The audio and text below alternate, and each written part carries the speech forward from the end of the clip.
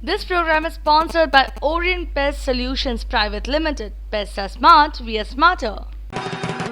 মা আসছেন মর্তে, মণ্ডপে মণ্ডপে পুজোর প্রস্তুতি তুঙ্গে। দুর্গাপুজো এখন আর শুধু পুজো নয়, পুজোর দিনগুলি হয়ে ওঠে শিল্প উৎকর্ষের পীঠস্থান।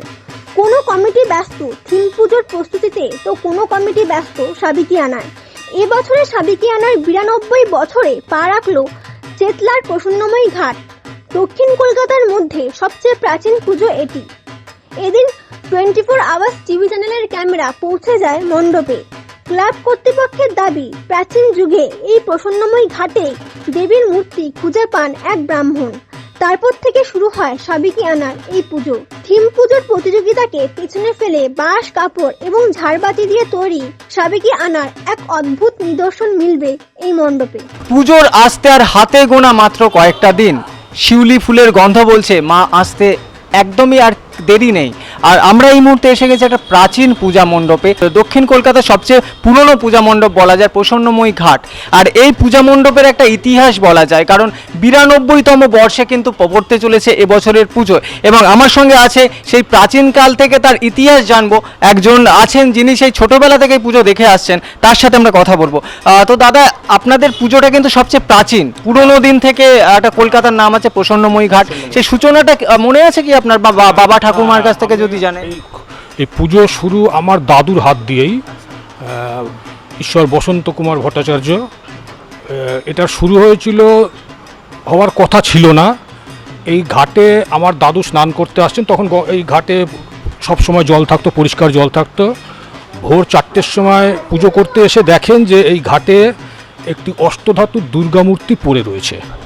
সেটি কোথা থেকে এসেছিল কেউ জানে না, হয়তো পরে জানা গেছিল কিভাবে এসেছিল। সেই যেদিনকে ওটা পেয়েছিলেন সেটা ছিল দুর্গাপুজোর ষষ্ঠীর দিন। তখন উনি পাড়ার এলাকার সমস্ত লোকদের খবর দেন কি করা যাবে, ষষ্ঠীর দিন এরকম মাকে পাওয়া গেছে, বলে ঠিক আছে পুজো শুরু করো। সেই পাড়ার এলাকার সমস্ত, পুরো চেতলার সমস্ত, আলিপুর এলাকার সমস্ত সবাইকে ডেকে এনে পুজো শুরু হলো। সেই সালটা ছিল হচ্ছে বাংলার 1334 আর ইংরাজির 1927। আমার দাদুই ছিলেন পুরোহিত, সেই থেকে চলে আসছে। পরে জানা যায় যে চুরি করে চোরেরা এখানে ফেলে রেখে গেছিল, আমার দাদু কুড়িয়ে পেয়েছিলেন, সেই থেকে পুজো হয়ে আসছে। এবং বর্তমানে এই পুজোর পুরোহিত আমার ছোট ভাই বুদ্ধদেব ভট্টাচার্য। সভাপতি যিনি আছেন উনিও আমারই খুড়তুতো দাদা অচিন্ত ভট্টাচার্য। এই আমরা সেই প্রাচীন রীতি অনুযায়ী আমরা পুজো করে আসছি। চেষ্টা করি সেই পুরনো প্রথাটাকে ধরে রাখার জন্য। আমরা কোনো ওই থিম বা ওই আড়ম্বরের মধ্যে যেতে চাই না, আমাদের এই প্রাচীনত্বটাই আমরা ধরে রাখতে চেষ্টা করছি।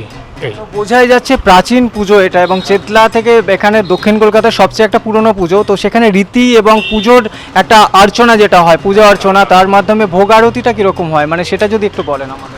ভোগ, ধরুন ভোগ যে রান্না করেন আমার বাড়ির মা বোনেরাই রান্না করেন এবং নিষ্ঠা সহকারেই হয় এবং এলাকার সকলেই সেটা গ্রহণ করেন। পুজো, আরতি, তারপরে প্রসাদ যা আছে সবই একদম নিয়ম অনুসারে। আমাদের পুজোটা হয় হচ্ছে পুরাণ আছে, কতগুলো পুরাণ অনুযায়ী হয় পুজো। আমাদের পুজো হয় বৃহন্নন্দিকেশ্বর পুরাণ অনুযায়ী, সেই অনুযায়ী হয়। এবং আমাদের চণ্ডীপাঠ হয়, চণ্ডীর ঘর আছে আমাদের আলাদা, চণ্ডীপাঠের আলাদা ঘর আছে, ওখানেই বোধন হয়।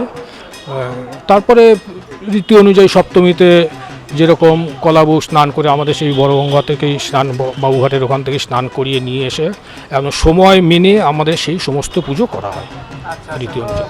কথা বলে নেব, আর একজন আমাদের সাথে সদস্য আছে এখানে, উদ্যোক্তা। তো দাদা, এবছর পুজো যেটা সেটা সাবেকিয়ানা, আর 8 বছর পরে আপনি 100 বছরে পা দিচ্ছেন। তো এবছরের যে ভাবনা সে সাবেকিয়ানা, তো সাবেকিয়ানার প্রতিমার ক্ষেত্রে কতটা সাবেকিয়ানা থাকছে? একই রকম, একই ধাঁচেই থাকে, মানে কোনো চেঞ্জ হয় না। তার মধ্যে শিল্পী চেঞ্জ হয়। সনাতন রুদ্রপালের ঠাকুর হয়েছিল গেল বছরে, এবছর তাই আছে। সেই একই ধাঁচেই আমরা ছোটো থেকে যারা দেখে আসছি ওই ধাঁচেই হয়, মানে ওই একই হাইটে হয়। আর আগে এই ভিতরেই হতো, তারপর কিছুদিন বাইরে হয়েছিল, আমরা আবার ভিতরেই সেই পুরনো প্রথা অনুযায়ী ভিতরেই পুজোটা একটু বড় করে জাঁকজমক করে সবাই মিলে করছি।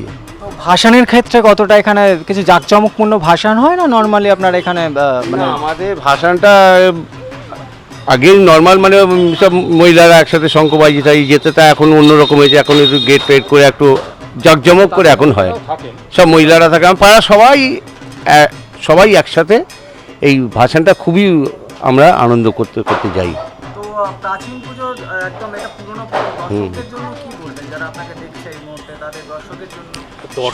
দর্শকদের জন্য বলবো আপনারা আসুন, দেখে যান আমাদের পুজো আমরা কীরকমভাবে করি। আমাদের এখানে হয়তো আপনারা সেই প্রচুর আলো, প্রচুর হোর্ডিং, সেই বাহুল্যটা পাবেন না, কিন্তু আন্তরিকতা পাবেন। সেই পুজোর যে নিষ্ঠা, সেটা আপনারা পাবেন। আপনারা আসুন, দেখুন, দেখলে আপনারা বুঝতে পারবেন। প্রাচীন পুজো বিরাট।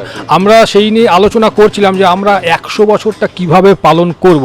আমরা কি অন্যদিকে যাব না আমাদের সেই রীতি অনুযায়ী থাকব। আমরা চেষ্টা করছি সেই রীতি অনুযায়ী থেকেই আরেকটু যদি বড়োভাবে কিছু করা যায়, এবং আমরা চেষ্টা করছি যে সেই সেন্টিনারি কমিটি একটা গঠন করে সেটাকে আরও কীভাবে এগিয়ে নেওয়া যাওয়া যায় সেইটা আমরা চেষ্টা করছি। প্রসন্নময়ী ঘাটের এখানে দুর্গাপুজোর মণ্ডপে পেয়ে গেছে এমন একজনকে যিনি 44 বছর ধরে সেই সাবেকিয়ানার পুজো দেখছেন। তো তার সাথে কথা বলে নেব, একজন মহিলা সদস্যা। তো দিদি, আপনি তো 44 বছর ধরে প্রায় দেখছেন, সেই সাবেকিয়ানা কতটা এখন অবধি ছাপ ফেলেছে? অন্য জায়গায় যেমন অনেক প্রতিযোগিতা, থিমের বাহার, তো এখানে কিন্তু আসল যে পুজোটা সেই রীতি মেনে সেটা কতটা উপলব্ধ করতে পারে? সেই রীতি মেনেই আমাদের পুজোটা হয়। পুরো সাবেকিয়ানাটাই আমাদের এখনো পর্যন্ত বজায় রেখেছে। একদম মানে নিষ্ঠা সহকারে যে যতটা করা সম্ভব ততটাই আমাদের হয়। ভাসানের সময় সমস্ত নিয়ম নীতি মেনে আমাদের হয়।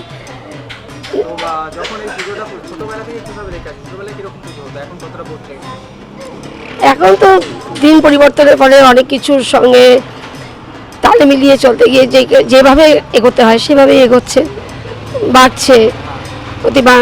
মানে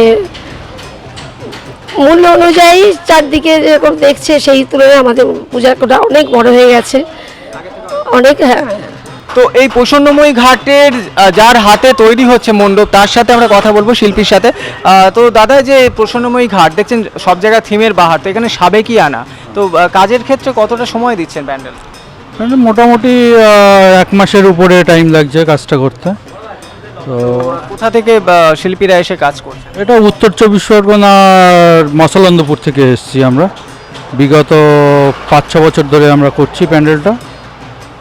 পুজো কমিটির প্রত্যেকটা মানুষ ভালো, যার জন্য তাদের সঙ্গে সামঞ্জস্য রেখে আমি কাজ করে চলেছি আর কি। প্রতিমার ক্ষেত্রে কতটা বদল বা সেই পুরনো সাবেকিয়ানা, সেটা ঢাকের সাজ বা প্রতিমাটা মাটির সাজের উপর তৈরি পুরোটাই, সাবেকিয়ানার মতনই ঠাকুর। আলোকসজ্জা ঝাড়বাতি থাকছে, তারপর চন্দননগরের যে ডিজাইনের লাইটগুলো হয়, LED বোর্ড, বড় গেট হচ্ছে, সাইড বোর্ড হচ্ছে, এইভাবেই সাজিয়ে তোলা হচ্ছে। আমার নাম লক্ষণ সাধু।